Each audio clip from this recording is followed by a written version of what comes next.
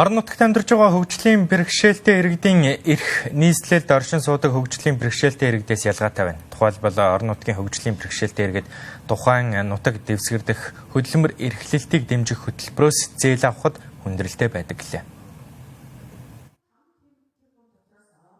Монгол Улсын нийт хүн амын 3.3% нь хөгжлийн бэрхшээлтэй иргэн байна. Улаанбаатар хотод 34,860 хөгжлийн бэрхшээлтэй иргэн амьдардаг бол орон нутагт үлдсэн хэсэг нь оршин суудаг. Тэгвэл орон нутагт оршин суудаг хөгжлийн бэрхшээлтэй иргэд хот суурин газар оршин суудаг хөгжлийн бэрхшээлтэй иргэдтэй адил тэгш эрхийг эдэлдэггүй ялгаатай байдгаас шалтгаалan хөгжих, сурах, нийгэмд оролцох чадвар харилцан адилгүй байна.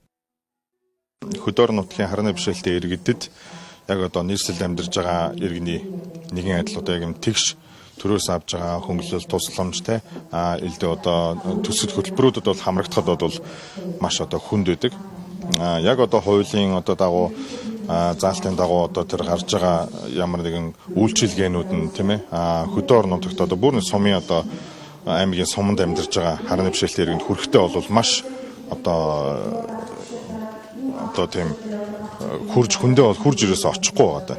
Одоо яг тоо бол аюу өндөр байгаа. 11.1 тэрбум гэж байгаа. Тэгээ тэрний явсаар гад яг хөгжлийн бэрхшээлтэй иргэдийн агентлаг дээр буухта 2.2 тэрбум ч л ингэж аюу тоо бол аюу багасж буудаг нэгдүгээр. Хоёрдугаар гэвэл хөдөр нутгийнхан бол мэдээж оролцоход нээлттэй. Гэхдээ яг нэг тендер хэлбэрээр ч юм уу эсвэл төсөл хэлбэрээр энэ төр олгох нь аюу тодорхойгүй байдгаасаа болоод ч юм уу те.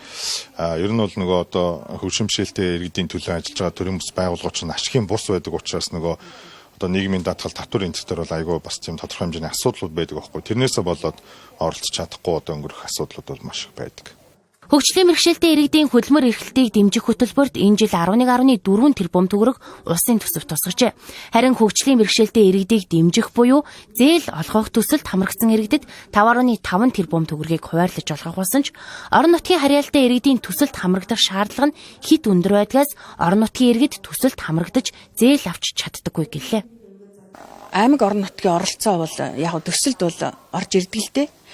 Төсөл бичих ямар нэгэн арга зүй байхгүй учраас бас өнөөдөр тэр тавьж байгаа шаардлагыг хангаж чадахгүйгээр бас тэр төслөөс хасагддаг ийм асуудлууд бол байгаа. Тийм учраас бид нөөс аймаг орон нутгийнхаа хөгжлийн бэрхшээлтэй үний эрхийг анх орон тооны бус салбар зөвлөлтөөгөө хамтраад ер нь аймаг орон нутгийнхаа төрийн бус байгууллагууд те хөгжлийн бэрхшээлтэй иргэдийн чиглэлээр ажиллаж байгаа төрийн бус байгууллагуудаа хөгжүүлэх тал дээр нь бид нөөс чадвар хөгжүүлэх олон талын үйл ажиллагаа хийхэд төлөвлөд явж байгаа. Манай нийгмийн халамжийн сангаас би түрүүн гэсэн тийм ээ 363 дугаар тогтоолыг бол засгийн газрын 363 дугаар тогтоолыг бол баталсан.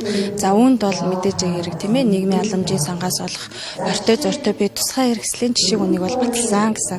За энэ жишээ үнээрээ бол хөгжлийн бэрхшээлтэй иргэн ахмад настан хөгжлийн бэрхшээлтэй хүүхдүүдэд олгож байгаа бортой зортой бие тусгай хэрэгслийг бол яах нь жишээ үнийн шинжилэн батлаж бол зах зээлийнхаа үн ажиллагаа уялдуулан гаргасан л гэсэн үг байхгүй юу?